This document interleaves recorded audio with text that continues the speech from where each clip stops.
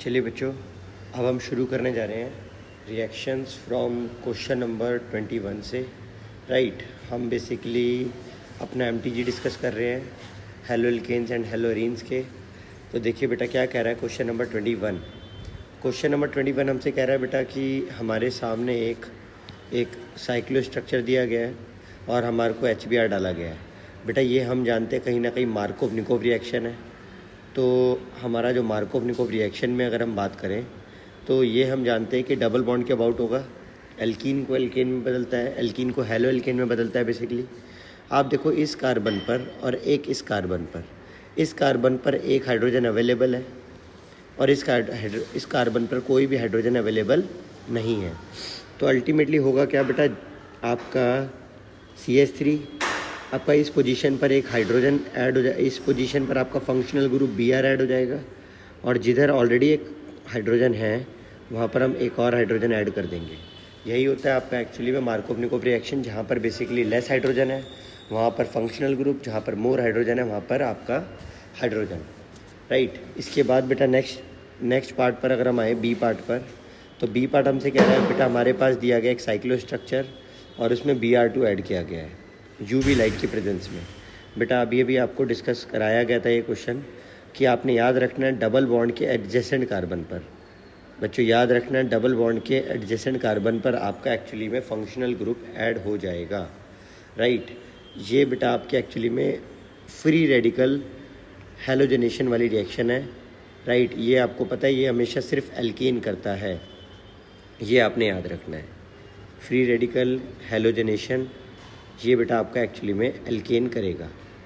आगे बढ़ जाते हैं बेटा, इसके बाद आप क्या देखेंगे, इसके बाद आप देखेंगे the species that attacks on benzene is. बेटा अगर हम यहाँ देखें ये हमारी इलेक्ट्रोफिलिक रिएक्शन है। राइट, ये हमारी इलेक्ट्रोफिलिक सब्स्टिट्यूशन रिएक्शन है और बेटा इलेक्ट्रोफिलिक सब्स्टिट्यूशन रिएक्शन के अंदर हमेशा इलेक्ट्रोफाइल ही अटैक करता है। तो इलेक्ट्रोफिलिक सब्स्टिट्यूशन रिएक्शन में जो अटैकिंग एजेंट होता है, राइट, जो अटैकिंग एजेंट होता है वो बेटा आपका एक्चुअली में इलेक्ट्रोफाइल होता है, ये आपने याद रखना है।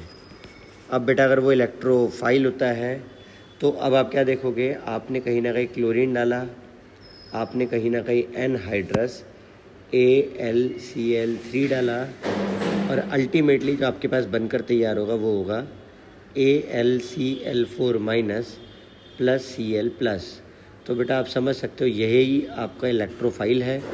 राइट, ये आपका इलेक्ट्रोफाइल है बच्चों, जो एक्चुअली में अटैक करता है बेसिकली यहाँ पर। तो आपसे पूछा गया the attacking species, the species that attacks on benzene is. बेटा जो स्पीशीज़ बेंजीन के ऊपर अटैक करेगी वो स्पीशीज़ जो रहेगी वो रहेगी आपकी Cl प्लस।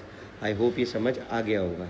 चलिए इसके बाद बेटा हम नेक्स्ट क्वेश्चन पर मूव करें। नेक्स्ट क्वेश्चन हमसे कह रहा है draw the structure of major mono halo products of each. Basically हमें मोनो हेलोजनेशन करना है बेटा।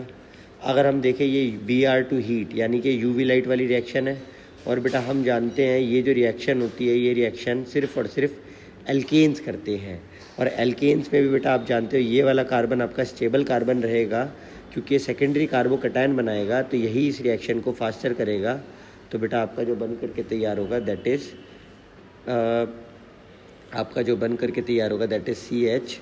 CH3 और ऊपर आपका Br आ जाएगा यहाँ पर और बेटा यहाँ पर आपका कहीं ना कहीं क्लोरीन आ जाएगा। राइट, तो ये आपका एक्चुअली में स्ट्रक्चर बनकर हमारा रेडी हो जाएगा। इसके बाद बेटा हम अगर देखें हमने इस वाले रिएक्शन में HBr को ऐड किया है। अगर आप देखेंगे HBr एल्कीन के अंदर ऐड करना ये एक मार्कोव-निकोव रिएक्शन है। अगर क्योंकि ये एक मार्कोव-निकोव रिएक्शन है बेटा तो आप देखेंगे जहाँ हमारे लेस हाइड्रोजन है, जहाँ पर हमारे लेस हाइड्रोजन है वहाँ पर हमारा बेसिकली फंक्शनल ग्रुप और जहाँ मोर हाइड्रोजन है वहाँ पर ऑलरेडी एक हाइड्रोजन था और एक हमने एक ऐड बाहर से कर दिया। राइट, यहाँ पर एक हाइड्रोजन ऑलरेडी था बच्चों, एक हाइड्रोजन हमें ऐड करना है मार्कोव-निकोव रिएक्शन के बाद। बेटा क्वेश्चन नंबर 24 की बात करें तो क्वेश्चन नंबर 24 हमसे क्या कह रहा है बेटा, क्वेश्चन नंबर 24 हमसे कह रहा है n butyl chloride has higher boiling point than n butyl bromide. बेटा हमसे कह रहा है कहीं ना कहीं कि एन ब्यूटाइल क्लोराइड, ये आपका ब्यूटाइल क्लोराइड हो गया, और एन ब्यूटाइल ब्रोमाइड। कह रहा है बेटा कि एन ब्यूटाइल क्लोराइड का बॉइलिंग पॉइंट ज़्यादा है, बॉइलिंग पॉइंट ज़्यादा है ब्रोमाइड से, क्लोराइड का ब्रोमाइड से बॉइलिंग पॉइंट ज़्यादा है, ऐसा वो हमसे कह रहा है।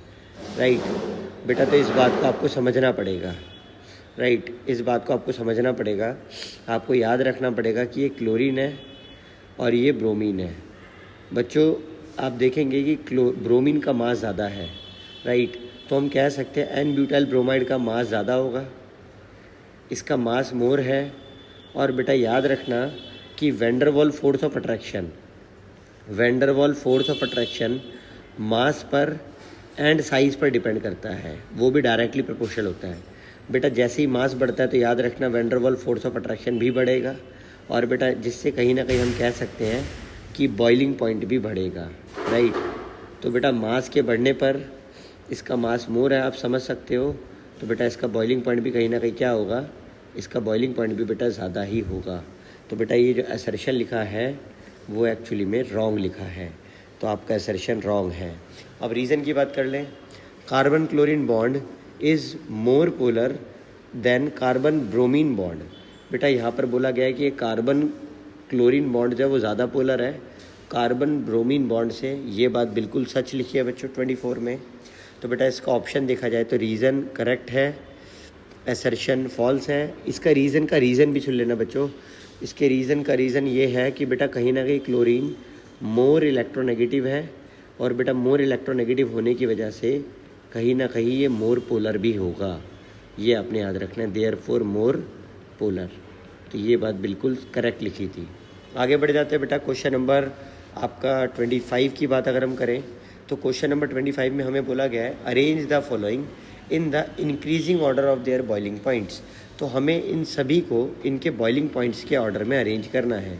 तो बेटा अगर हम देखें ऑर्डर ऑफ बॉइलिंग पॉइंट्स, बेटा ऑर्डर ऑफ बॉइलिंग पॉइंट्स का जो ऑर्डर होगा वो क्या होगा बेटा, देखिए आप देखेंगे सबसे पहले एक बात आपने याद रखनी है कि जैसे जैसे आपका ब्रांचिंग बढ़ती है, राइट बेटा, ये देखो ये सारे ही स्ट्रक्चर कहीं ना कहीं सेम है, ये तीनों ही आइसोमर्स हैं ऑफ C5H11Br के, ये तीनों के तीनों आइसोमर हैं C5H11Br के। आप याद रखना बच्चों, ब्रांचिंग जैसे जैसे बढ़ेगी, ब्रांचिंग इंक्रीज़ करेगी, तो बेटा ब्रांचिंग के इंक्रीज़ करने पर आपने एक बात याद रखनी है कि बॉइलिंग पॉइंट जो होता है बेटा वो आपका डिक्रीज़ डाउन करेगा। बेटा मैं फिर से बोल देता हूँ, ब्रांचिंग के इंक्रीज़ करने पर बॉइलिंग पॉइंट डिक्रीज़ करेगा।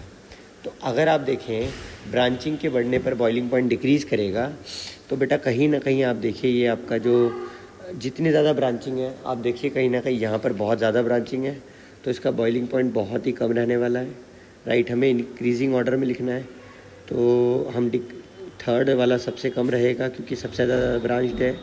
इससे कम ब्रांच जो है बेटा वो फर्स्ट वाला है, और बेटा सेकंड वाला सबसे कम ब्रांच होने के कारण हम कह सकते हैं इट हैज़ मोर साइज़।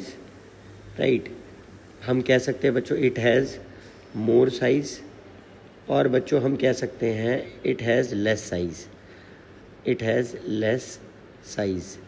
बेटा याद रखना ब्रांचिंग इंक्रीज़ होने से बॉइलिंग पॉइंट घटता है, क्योंकि ब्रांचिंग इंक्रीज़ होने से आपने याद रखना है साइज़ डिक्रीज़ करता है। और बेटा अभी अभी आपको बताया गया था कि जो आपका देखिए अभी अभी आपको बताया गया था कि जो आपका एक्चुअली में बॉइलिंग पॉइंट है वो डिपेंड करता है वैंडरवाल फोर्स ऑफ अट्रैक्शन पे। तो बेसिकली आप समझ सकते हो वैंडरवाल फोर्स ऑफ अट्रैक्शन भी घट जाता है जब आपका बॉइलिंग पॉइंट जब आपका एक्चुअली में साइज़ घट जाता है। तो ये आपने याद रखना है। राइट, तो बेटा वैंडरवाल फोर्स ऑफ अट्रैक्शन भी कहीं ना कहीं क्या हो जाता है, आपने याद रखना है, वो भी आपका डिक्रीज डाउन कर जाता है। आगे बढ़ जाते हैं बेटा, इसके बाद हमसे क्या कह रहा है बेटा, इसके बाद हमसे कह रहा है the boiling points of, right, the boiling points of alkyl lights decrease in the order of this. Yes बेटा ये बात सच है बेटा, सबसे ज़्यादा जो बॉइलिंग पॉइंट है वो RI का है, उससे कम RBr का है, उससे भी कम बॉइलिंग पॉइंट RCl का है, और सबसे कम बॉइलिंग पॉइंट RF का है। रीज़न बीइंग आप बोलेंगे बेटा इसका साइज़ भी मोर है और इसका मास भी मोर है, और बेटा इसका साइज़ भी लेस है और इसका मास भी लेस है। देयरफॉर आप कह सकते हैं कि वैन डर वाल यहाँ पर डिक्रीज़ कर जाएगा, van der Waals force of attraction यहाँ कम होगा और van der Waals force of attraction यहाँ पर ज़्यादा होगा, जिसकी वजह से बॉइलिंग पॉइंट भी यहाँ पर ज़्यादा होगा और बॉइलिंग पॉइंट यहाँ पर कम होगा। बेटा असर्शन बिल्कुल सच लिखा है। अगर रीज़न की बात करें, the boiling points of alkyl chloride, alkyl bromide and alkyl iodide are higher than that of alkanes of comparable masses. बेटा ये बात भी आपकी एकदम करेक्ट लिखी है कि बेटा हमेशा याद रखना हेलो एल्केन्स जो होते हैं, हेलो एल्केन्स का हमेशा ज़्यादा होता है बॉइलिंग पॉइंट, राइट, हमेशा हेलो एल्केन्स का ज़्यादा होता है बेटा बॉइलिंग पॉइंट आपका हाइड्रोकार्बन से of comparable molecular masses. Comparable molecular masses मतलब उनका मास सेम होना चाहिए बेटा, तभी ये बात कंडीशन होती है।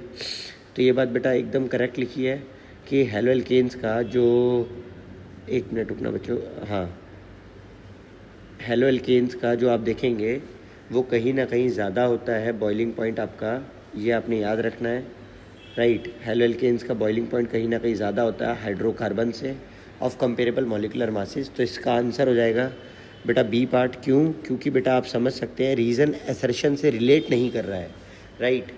आगे बढ़ जाते हैं बच्चों। इसके बाद बेटा हमसे पूछा गया the which of the following has highest boiling point. बेटा देखिए कहीं ना कहीं अभी अभी हमने पढ़ा था कि आयोडो जो स्ट्रक्चर होते हैं उनका मास ज़्यादा होता है, उनका साइज़ ज़्यादा होता है, उनका van der Waals force of attraction ज़्यादा होगा। तो बेटा इसी को बेस मानते हुए हम आंसर डी पार्ट हम बोल देंगे, क्योंकि more mass and more size, right. तो बेटा मोर मास मोर साइज़, तो बेटा जिससे हम कह देंगे कहीं ना कहीं, राइट, जिससे हम कह देंगे मोर van der Waals force of attraction, more van der Waals force of attraction, right, जिस वजह से बेटा हम कह देंगे मोर बॉइलिंग पॉइंट। आई होप यहाँ तक समझ आ गया होगा। आगे बढ़ जाते हैं बच्चों। इसके बाद हमसे नेक्स्ट क्वेश्चन में क्या कह रहा है, देखिए बेटा हमसे कह रहा है the boiling points of alkyl light decrease in the order of RI, RBr, RCl and RF, right. बेटा हम जानते हैं अब तो कि हाँ ये बात ट्रू है, ये हम अभी ऊपर पढ़ के आ चुके हैं, राइट। ये बात बिल्कुल आपका जो असर्शन है वो बिल्कुल करेक्ट है। और रीज़न की बात करें तो बेटा रीज़न है आपके पास वैन डर वाल forces of attraction decrease with increase in size. बेटा रीज़न गलत लिखा है, रीज़न उल्टा था। आप जानते हैं van der Waals force of attraction जो होता है वो आपका इंक्रीज़ होता है with increase in mass and size. तो बेटा मास के बढ़ने पर एंड साइज़ के बढ़ने पर आपने याद रखना है van der Waals force of attraction आपका इंक्रीज़ करता है, राइट। जैसे जैसे आप कहीं ना कहीं मास बढ़ाएंगे वैसे वैसे आप पाएंगे बेटा कहीं ना कहीं आपका van der Waals force of attraction भी बढ़ेगा। तो मास बढ़ाएंगे तो VWFA बढ़ेगा और मास घटाएंगे तो VWFA घटेगा, ये आपने याद रखना है, राइट। ये वाइस वर्सा चलेगा रिलेशन। चलिए आगे बढ़ जाते हैं बेटा। अब हमसे क्या कह रहे हैं नेक्स्ट पार्ट में, देखिए नेक्स्ट पार्ट में बेटा हमसे कह रहा है paradichlorobenzene has higher melting point than ortho and meta isomer. हाँ बेटा ये बात ट्रू है, इस बात को जान लेते हैं बच्चों। ये देखिए ये आपका बेंजीन है कुछ इस तरह से, और अगर हम बात करें पैराडाइक्लोरोबेंजीन की तो ये बेटा पैराडाइक्लोरोबेंजीन कुछ इस तरह से दिखता है। बेटा पैराडाइक्लोरोबेंजीन जो होता है वो कहीं ना कहीं सिमेट्रिकली पैक्ड हो पाता है। बेटा पैराडाइक्लोरोबेंजीन क्योंकि कहीं ना कहीं सिमेट्रिकली पैक हो पाता है, इसी वजह से याद रखना, इसी वजह से बेटा कहीं ना कहीं उसका बॉइलिंग पॉइंट आप देखें उसका मेल्टिंग पॉइंट कहीं ना कहीं ज़्यादा है ऑर्थोडाइक्लोरोबेंजीन से। बेटा ऑर्थोडाइक्लोरोबेंजीन ये आपके सामने स्ट्रक्चर है, आप देख सकते हो वो सिमेट्रिकली पैक्ड नहीं हो पाता, राइट। जब आप उसे पैक करने जाएंगे तो कहीं ना कहीं उसके बीच में गैप्स ज़्यादा रहते हैं बेटा पैकिंग के दौरान। तो आप देख सकते हैं बेटा कहीं ना कहीं यहाँ पर बहुत ही लेस गैप है और यहाँ पर कहीं ना कहीं मोर गैप है, राइट। तो बेटा ऑर्थो होता चाहे मेटा होता तो भी ऐसा ही रहता, राइट। मैं मेटा वाला भी बना के दिखा देता हूँ आपको एक बारी। देखिए बच्चों अगर हम मेटा आइसोमर की बात करें तो मेटा आइसोमर भी सिमिलरली इसी तरह से ही आपका फॉर्म होना है, राइट। बस उसमें क्लोरीन का जो पोजीशन है वो हम कह सकते हैं कहीं ना कहीं शिफ्ट हो जाएगा, चेंज हो जाएगा। तो बेटा क्लोरीन आपका वहाँ से हट करके बेसिकली मेटा पोजीशन यहाँ पर आ जाएगा, राइट। बट आप देख सकते हैं बेटा इनके बीच में भी मोर गैप है, राइट। तो बेटा आप देखेंगे कि इसका रीज़न जो आएगा वो यही आएगा कि बेटा जो आपका पैरा डाइक्लोरो बेंजीन है, राइट, आपने लिखना होगा एग्ज़ाम में para dichloro benzene, para dichloro benzene has higher melting point than those of ortho and meta isomer। बेटा रीज़न क्या आएगा ortho and meta isomer? Because of, याद रखना आपने, because they are symmetrical and have, बेटा याद रखना, because they are symmetrical and packing better, and their packing is better, and their packing is close, right, and their packing is close। on the other hand ortho and जो आपके on the other hand ortho and meta isomers have loose packaging, right. ये आपने याद रखना है, loose packaging, therefore less melting point. I hope प्यारे बच्चों आप ये क्वेश्चन समझ पाए होंगे। इस तरह से अगर आप लिख कर आ जाओगे तो आपका एक्चुअली में क्वेश्चन का आंसर करेक्ट हो जाएगा, राइट। चलिए बेटा अब हम नेक्स्ट क्वेश्चन पर मूव कर जाते हैं। देखो नेक्स्ट क्वेश्चन हमसे क्या कह रहा है। नेक्स्ट क्वेश्चन बेटा हमसे कह रहा है कि alkyl halides though polar are immiscible with water. बेटा एल्काइल हैलाइड्स पोलर होने के भी बावजूद पानी में इनसॉल्यूबल हैं, हमारे को इसका रीज़न देना है बेटा। तो देखिए बच्चों क्या करेंगे हम इसमें। बेटा alkyl halides though polar are immiscible with water, इसका रीज़न क्या आएगा? इसका रीज़न आएगा, ध्यान से सुनना बच्चों। देखो बेटा कभी भी आप देखेंगे वाटर के बीच में एक स्ट्रॉन्ग बॉन्ड है, राइट। वाटर के बीच में एक स्ट्रॉन्ग बॉन्ड एग्जिस्ट करता है, उसका नाम है हाइड्रोजन बॉन्डिंग, राइट। और अगर हम बात करें एल्काइल हैलाइड्स और एल्काइल हैलाइड्स के बीच में जो बॉन्ड होता है बेटा वो जो बॉन्ड है एल्काइल हैलाइड्स और एल्काइल हैलाइड्स के बीच में, बेटा वो जो बॉन्ड है बेटा वो है आपका एक्चुअली में डाइपोल अट्रैक्शन, राइट। वो है बेटा डाइपोल अट्रैक्शन। तो बेटा आप समझ सकते हो कि जो एल्काइल हैलाइड्स है उन्हें वाटर के साथ अपने बॉन्ड बनाने के लिए वाटर की हाइड्रोजन बॉन्डिंग को तोड़ करके अपना बॉन्ड उसके साथ बनाना पड़ेगा, जिसके लिए उन्हें हायर अमाउंट ऑफ एनर्जी चाहिए, जो कि बेटा आपका एल्काइल हैलाइड के पास अवेलेबल नहीं है। बेटा याद रखना alkyl halide bond with water तभी बन पाएगा जब वो बॉन्ड हाइड्रोजन बॉन्डिंग और आपका डाइपोल अट्रैक्शन से स्ट्रॉन्गर हो, ये बेटा तभी बन पाएगा।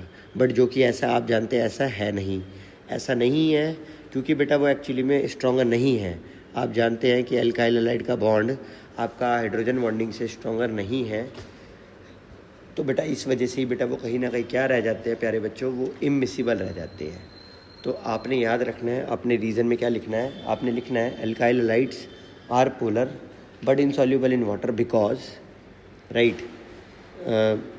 Are immiscible with water because, आपने लिखना है बच्चों बिकॉज इसका रीज़न है because energy required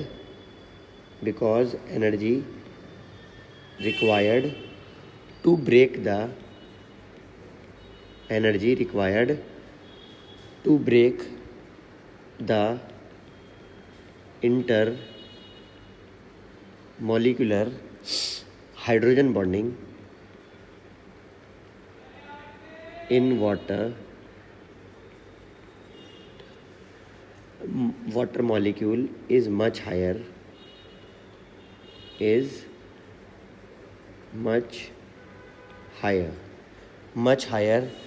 than energy released, much higher therefore बेटा इसी वजह से याद रखना ये बहुत ज़्यादा है, much higher than energy release by water halide interaction. तो बेटा इसीलिए उनका बॉन्ड ही स्टेबल माना जाएगा, उन्हीं की एनर्जी स्टेबल, उन्हीं से ज़्यादा एनर्जी स्टेबल रिलीज़ होने पर स्टेबल बॉन्ड बन रहा है। ठीक है, तो याद रखना is much higher than energy release, जो एनर्जी बनेगी इन दोनों के जुड़ने पर। तो एनर्जी रिलीज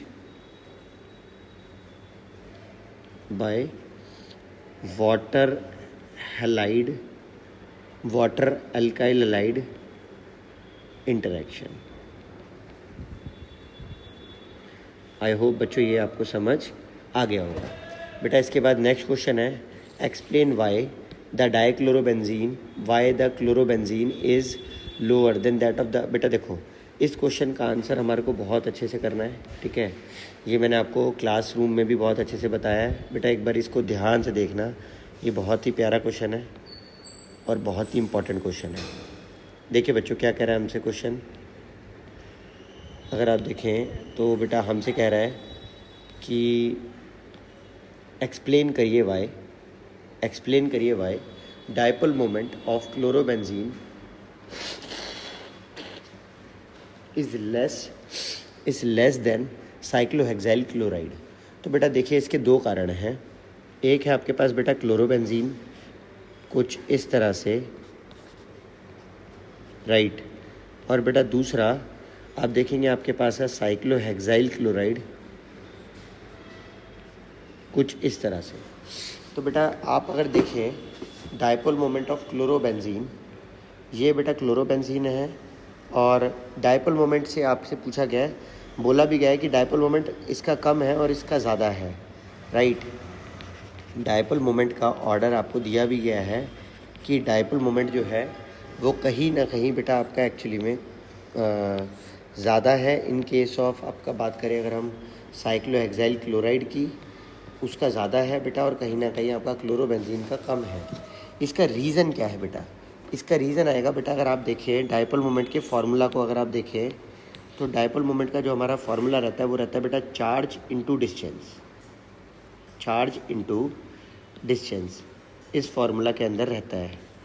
अगर आप इस फार्मूला को देखेंगे और समझेंगे, देखिए बेटा चार्ज इनटू डिस्टेंस, फिर बेटा अगर आप इस फार्मूला को देखेंगे तो ये क्या कह रहा है हमसे फार्मूला, हम देखेंगे बेटा कि हम कहीं ना कहीं देखेंगे यहाँ पर आपका एक कार्बन अवेलेबल है और यहाँ भी आपका एक कार्बन अवेलेबल है। बेटा ये जो कार्बन है ये कहीं ना कहीं आपका sp2 हाइब्रिडाइज है और ये कार्बन आपका sp3 हाइब्रिडाइज है।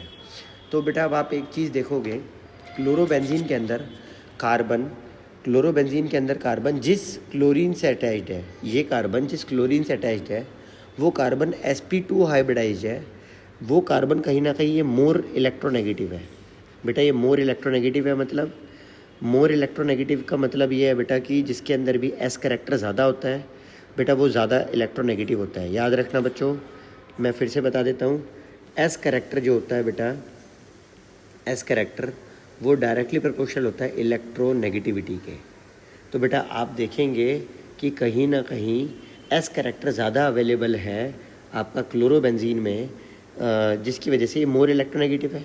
और बेटा आप जानते हो क्लोरीन भी कहीं ना कहीं इलेक्ट्रोनेगेटिव था, तो आप समझ सकते हो इन दोनों के बीच में इलेक्ट्रोनेगेटिविटी का डिफरेंस नहीं रहा ज़्यादा, तो हम कह सकते हैं यहाँ पे चार्ज डिक्रीज़ कर गया।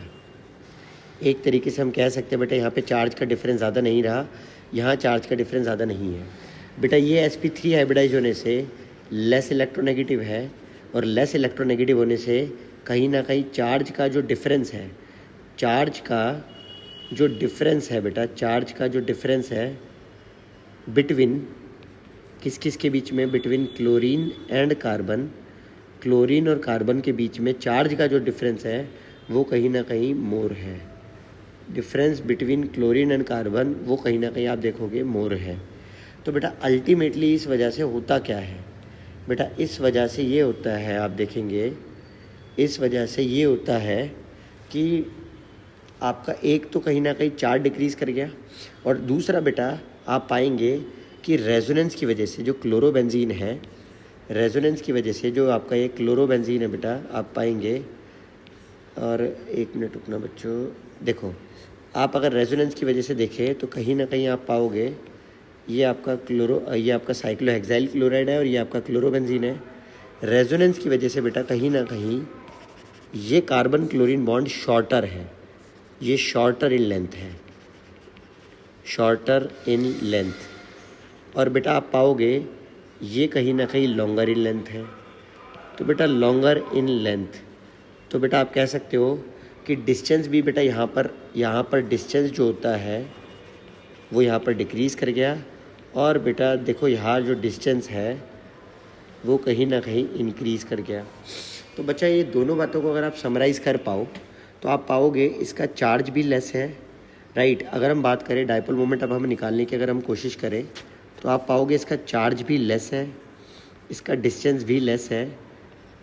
और बेटा यहाँ पर अगर हम देखें इस केस में डाइपोल मोमेंट निकालने की कोशिश करें तो बेटा यहाँ आप पाओगे चार्ज भी मोर है, और बेटा आप पाओगे कहीं ना कहीं डिस्टेंस भी मोर है।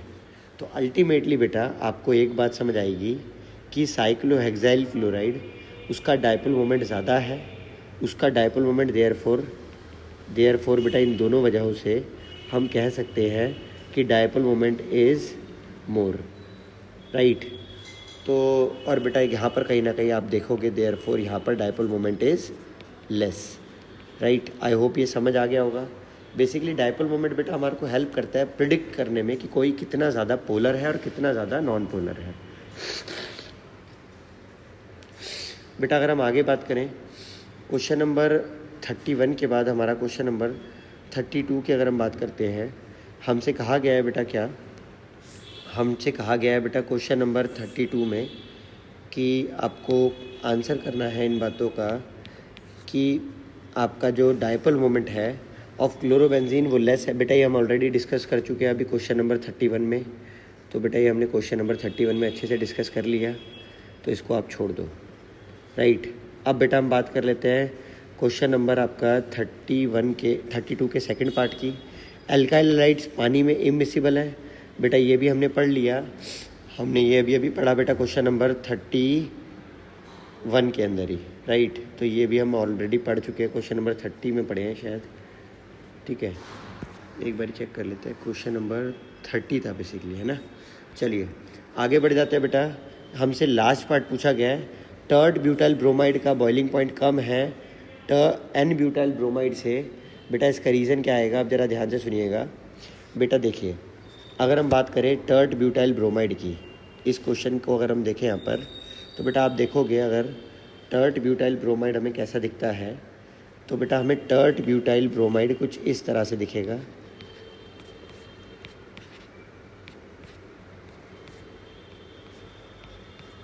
और बेटा अगर हम बात करें एन ब्यूटाइल ब्रोमाइड की, तो बेटा आपका एन ब्यूटाइल ब्रोमाइड कुछ इस तरह से दिखेगा। अब अगर आप एक चीज़ देखें तो बेटा कहीं ना कहीं बॉइलिंग पॉइंट जो है वो इसका ज़्यादा है, इसका लोअर है, इसी का रीज़न हमें बताना है। बेटा आप जानते हो इसका लोअर बॉइलिंग पॉइंट का रीज़न आएगा बेटा, इसका रीज़न आएगा बेटा कहीं ना कहीं it has less size, right. बेटा size it has less size. आपने एक बात आपने पीछे भी पढ़ ली थी बेटा कि ब्रांचिंग के इंक्रीज़ होने पर साइज़ डिक्रीज़ डाउन कर जाता है, और जिसकी वजह से बेटा कहीं ना कहीं van der Waals force of attraction decrease down कर जाता है, और जिसकी वजह से बेटा हम बोल सकते हैं आपका बॉइलिंग पॉइंट डिक्रीज़ डाउन कर जाता है। आई होप ये आपको समझ आ गया होगा। अगर हम दूसरी तरफ बात करें तो बेटा आप देखोगे दूसरी तरफ उसका हायर बॉइलिंग पॉइंट है। हायर बॉइलिंग पॉइंट का कारण क्या है बेटा, इट हैज़ मोर साइज़। तो बेटा उसका कहीं ना कहीं साइज़ ज़्यादा है, it has more size, therefore आप बोल सकते हो बेटा उसका बॉइलिंग पॉइंट ज़्यादा है, राइट। क्वेश्चन नंबर 32 के बाद बेटा क्वेश्चन नंबर 33 क्या कह रहा है हमसे। देखिए बच्चों ये हमसे न्यूक्लियोफिलिक सब्स्टिट्यूशन रिएक्शन के ऊपर बेस्ड क्वेश्चन है, और सबसे इम्पोर्टेंटली ये हमारा 2025 का आया हुआ क्वेश्चन है, राइट। तो बहुत ही इम्पोर्टेंट है हमारे लिए, काफ़ी इंपॉर्टेंस है इसकी। देखिए बेटा क्वेश्चन नंबर 33 हमसे क्या कह रहा है बेटा क्वेश्चन नंबर 33 कि out of the 4 structures first one is 2 bromobutane, तो दिस इज़ लाइक दिस, और 2 ब्रोमोब्यूटेन। सेकेंड वन इज़ आपका 1 bromobutane, third one is 2 bromopropane and fourth one is 1 bromopropane. Right बेटा आपके पास ये 4 स्ट्रक्चर दिए गए हैं, इनको हम नंबरिंग कर देते हैं 1 2 3 एंड 4 में। आपसे बोला गया है बेटा the molecule which is chiral in nature, कौन सा मॉलिक्यूल कायरल है। बेटा आप जानते हो इसके पीछे हाइड्रोजन होगा, आप जानते हो इस कार्बन के साथ में हाइड्रोजन लगे होंगे, आप जानते हो बेटा इसके साथ भी कार्बन होंगे, और आप जानते हो बेटा इसके साथ भी हाइड्रोजन अटैच्ड होंगे। देखिए बच्चों अगर आप देखो कायरल के लिए आपके चारों, देखो कायरल कौन सा स्ट्रक्चर होता है आप जानते हो, जब एक कार्बन पर 4 डिफरेंट ग्रुप एसोसिएटेड हो, 4 जब डिफरेंट ग्रुप लगे होते हैं बेटा, ऐसे कार्बन को हम बेसिकली कायरल कार्बन कहते हैं, कायरल नेचर का कार्बन कहते हैं। तो आप देखोगे पहले वाला कार्बन आपका कायरल है, क्यों? क्योंकि उसमें एक साइड पर मिथाइल, दूसरी साइड पर इथाइल, एक साइड पर हाइड्रोजन और एक साइड पर ब्रोमाइन लगा हुआ है। तो यस बेटा आपका आंसर हो जाएगा first one 2 bromopropane, 2 bromobutane sorry. तो 2 ब्रोमोब्यूटेन आपका एक्चुअली में कहीं ना कहीं आप कह सकते हो कायरल है। बट बेटा देखो सेकंड वाले में हाइड्रोजन सेम हो जाने की वजह से ये एक कायरल हो गया, ये तो एक कायरल हो गया बच्चों, ये कायरल था आपका। कायरल का मतलब आप जानते ही हो, कायरल का मतलब होता है बेटा आपको पढ़ा रखा है अच्छे से, optically active. Right optically active है जो आप कह सकते हो कायरल है, और जो कहीं ना कहीं आप कह सकते हो आपका अनसिमेट्रिकल है, अनसिमेट्रिकल है। राइट अब अगर आप देखो बेटा ये कहीं ना कहीं आपका सिमेट्रिकल था। सिमिलर वे में बेटा ये देखो ये कार्बन, ये CH3 ये CH3 सेम हो जाने की वजह से ये वाला कार्बन भी कहीं ना कहीं सिमेट्रिकल था। आप देखेंगे बेटा इधर हाइड्रोजन सेम हो जाने की वजह से ये वाला कार्बन भी आपका कहीं ना कहीं सिमेट्रिकल था। आई होप यहाँ तक आपको समझ आ गया होगा। आगे बढ़ जाते हैं बेटा क्वेश्चन नंबर 34 पर।